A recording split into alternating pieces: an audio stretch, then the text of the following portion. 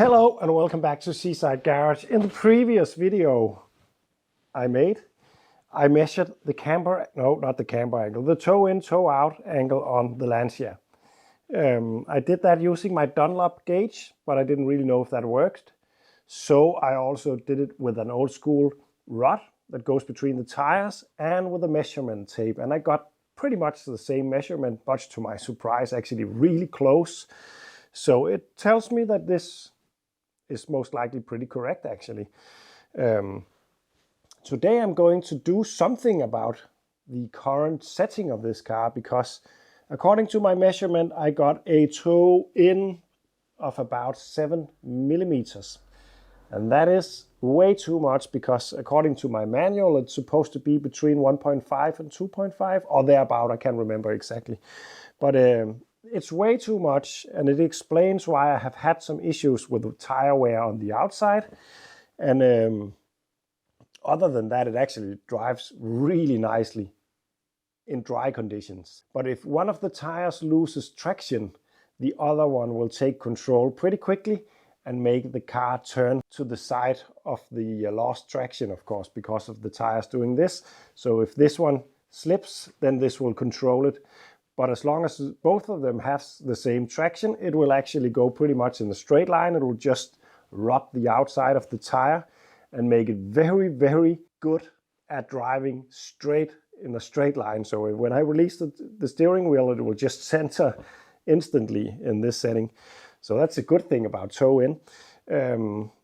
Now I'm going to adjust it, and then I'm actually really looking forward to seeing how it actually drives, because it will change not the performance, but the way the car handles. 7 millimeters is way too much, so I'm going to try to do something about that. The best thing would of course be to be able to adjust the tie rod ends with the car standing on the ground on swivel plates, with this system still attached, so I can go ahead and check. But I can't do that, so what I'm going to do is to lift the car up and then adjust it, and hopefully get it within the marks. Maybe I will have to try a couple of times, but I will lift it up, do it, put it back down on the ground, roll it a bit backward and forwards. Very important to finish with a forward movement, and then check it again. And I'm not sure that I'm right about this, but right now it's 7 millimeters of toe in, and I would like to go to, let's say, 2 millimeters. I will check that. That means I will have to remove 5 millimeters. So I think that if I add 2.5 millimeters on each side, I will do that to just not mess with the steering wheel being pretty much in center. So 2.5 millimeters on each side out. That should be doable, but I'm not sure that it will completely translate 2 millimeters on the tire, but I will try. Oh, I got an oil leak. So there is material for another video right here. The never-ending story of wonderful old cars. I love it.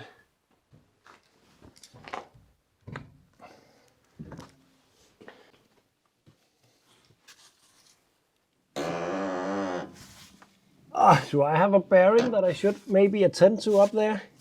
It doesn't sound too good. Well, that's not what I'm going to do anything on today. But yeah, I have been thinking a lot, and I can't really figure it out, because I want to remove 2.75 millimeters of toe in on each side, so I can get it within spec of, I would like to end up at around 1.5 millimeters of toe in, and at the moment it's around 7 millimeters. What I can't really figure out is how it will affect it to move this. Let's say I move this 2.75 millimeters out. Will that make sense, or will that be two, or will that be double? Because maybe you can follow me. If I move this 1 millimeter out, it will make the tire go 1 millimeter out, but it will make the other end of the tire go 1 millimeter in. That is 2 millimeters in my book, so maybe it's not right. But yeah, I'm just gonna, instead of just thinking about it for a long time, because math is not my strong point, I am going to go with my gut feeling That could be wrong, but then I will learn something. So I will move this 2.75 millimeters in on both sides. I will only show you this side. Then I will put it down on the floor and remeasure. And maybe it's where I want it, or maybe I will have a lot of toe out suddenly, but you live, you learn. Sometimes you will just have to experiment a little bit. Up here we have the lock nut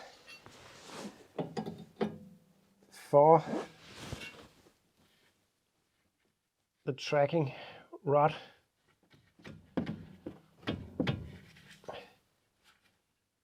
There we go. It loosens up, but it is actually also spinning the track rod in. The track rod, and it's not supposed to do that, so we're just gonna clamp that like that. All right, and now I'm gonna move this one in until I have a gap between the nut and the track rod end of 2.75 millimeters. And how I'm going to measure that, I'm going to use a lot of feeler gauges. 2 on 1 millimeters and 1 on 0.75. Then I'm just gonna measure that like that and see. Are you kidding me? It's right on. I think I got a pretty good eye for this. It's completely where it's supposed to be. All right, that is 2.75 millimeters. Now I'm gonna just spin the track rod end in until the nut meets.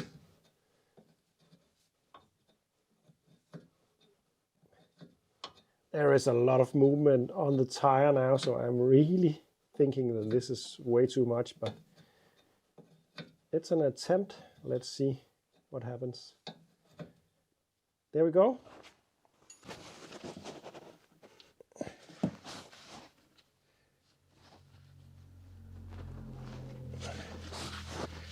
There we go. So if my theory is right, I'm gonna go ahead and do it on the other side, then put the tire on and then remeasure. And if I'm right, then I should be at around 1.5 millimeters of toe in. But I do have a feeling that I might have really overshot it. And if so, then I will have to experiment a little bit. Maybe I can actually do the measurement and see where I'm at now. Then I can figure out how much 1 millimeter, because I know I have set this correctly with the feeler gauge. So I know I moved them 2.5 millimeters on each side. So if that's double, then I can actually measure and find out how much 1 millimeter of travel on this one actually translate to. So I'm gonna do the other side and then take you back when the car is back on the road. Not on the road, on the floor with the tires on, and then we can remeasure it. So there we go, the tires are on. Let's put the car on the ground. And now, because the car has been up in the air and the suspension has stretched out, now that I put the car back on the ground, the tires are sort of crimped inwards, making the camber angle extreme. But one of you actually commented that the camber looked wrong on this car. It's not. I'm pretty sure. I haven't measured. As far as I know, it's not adjustable. But I can understand why you think something is wrong, but not all cars got negative camber. This got positive camber. It's just the way it is. But I need to move this car a bit forward and backward, use the steering wheel a little bit to take that tension out of it.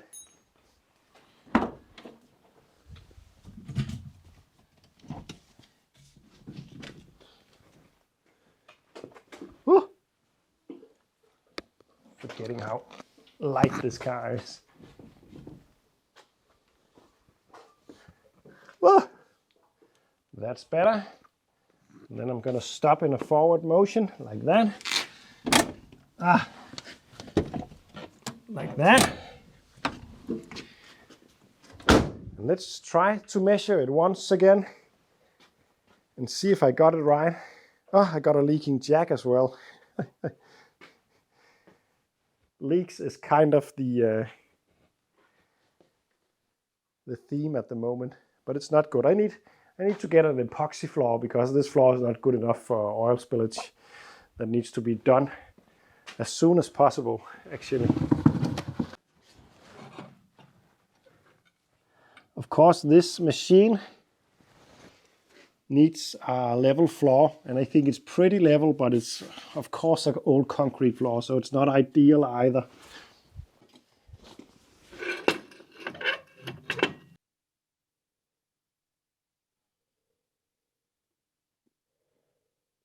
But I'd say it's right about there.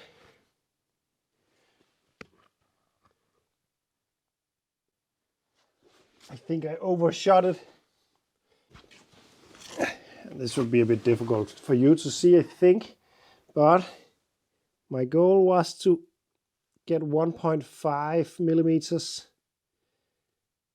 of toe out. No, toe in, of course. Of toe in, like that. That would have been right about there. And actually, what I have right now is 2.2 millimeters of toe out. So it's way too much. I overshot it. So after doing a bit of Seaside Garage math, which I'm not going to involve you too much in because it's a mess, I have come to the conclusion that 1 millimeter is around 1.69, which means that I think I have to remove 2.5 millimeters on the track rod ends, divided by 2, of course. So it's 1.25 on each side.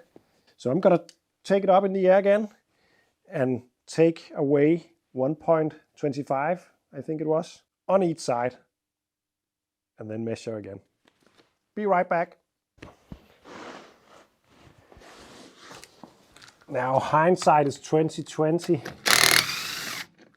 but if I should redo this from the start, I wouldn't have used the feeler gauge. Oh yes, I would have used the feeler gauge, but then I would have counted the amount of turns needed for that space, because then I could have calculated how much one turn, one revolution of that track rod end would affect the toe in, toe out.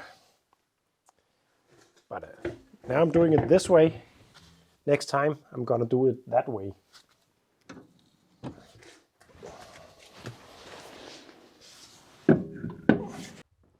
So it's back on the ground, and I have rolled it forward and backward and forward and backward a couple of times. Should be ready to do the test one more time with the new adjustment, and hopefully we are getting there. I'm not feeling completely confident, but I think it's going to be close at least.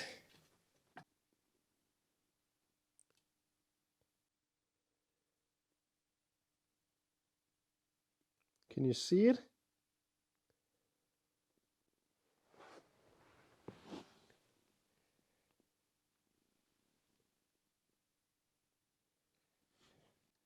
I'd say that is right about there on the caliber. Let's see what we are measuring. Oh, 1.88. That's within spec. Unloaded between 1.5 and 2.2. 1.8 is in the middle. Haha. So I think I can use this tool now. Most likely easier way to use it, but I only had to adjust twice to get it right. Next time I'm gonna only move it half as much as I thought I should, because I think 1 millimeter on the track rod end ends up at around 2 millimeters on the gauge and toe in, toe out. Not really sure, but it seems that way at least. Now it is within spec. I'm pretty sure I'm trusting this machine. Next up, a test drive to see if it actually rides okay. Let's take it for a spin.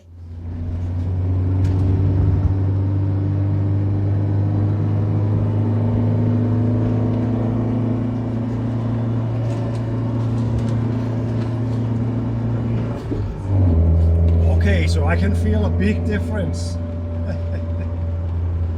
I'm honestly a little bit shocked that I have been driving with that huge amount of tow in for so long. But when I got this car, I was told that it was checked by a professional alignment shop twice. So I was just expecting it that it was just the way it was supposed to be. But it isn't. I can feel that already now. The steering is much lighter. Before it would be really tense, especially in the corners. It would tighten up a bit. It didn't feel wrong, just very different from this. But what is a big difference is when I am swirling around like I did just before, it feels much more stable, because before when I did that it almost felt like the car was about to tumble over when I took a turn to the left, for instance. The right tire would take control, I think, because all the weights are out there, and because of the tow in, it would oversteer and almost make the car spin. It doesn't do that right now, so it's much better, and it's still tracking completely straight. That's also nice. So I think this is a huge success, to be honest. This means that I can now align my own cars. I don't have to be so scared of changing track rods, rod ends and all that, because I can fix it if it's wrong. That's really nice. That will save me some money. Most importantly, it's really fun. I really like using that kind of old school tools. That is very often very simple, but still you will have to figure them out, because very often there's no longer any manuals or anything like that. But that's really nice. It's going to be fun to test this at high speeds, but that won't be today, because it's at least 30 minutes drive to a place where the speed limit is above 80 kilometers per hour. So that won't be today, but I think that will be better as well. Tire wear, of course, will be a lot better now. Just have to learn the new handling, but it feels really confident, inspiring. Actually, it doesn't feel as twitchy as before, which is actually nice.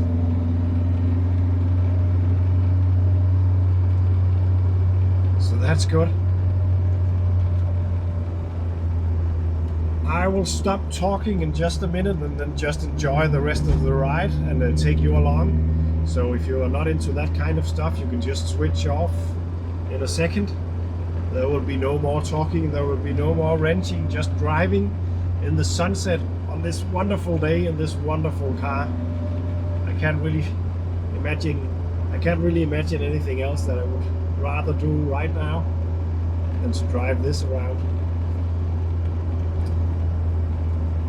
Do remember that you can support me on Patreon. That is helping me out a lot. It is free to see all my videos, of course, but it doesn't have to be. But anyway, thank you for watching, and see you in the next one, and enjoy the drive.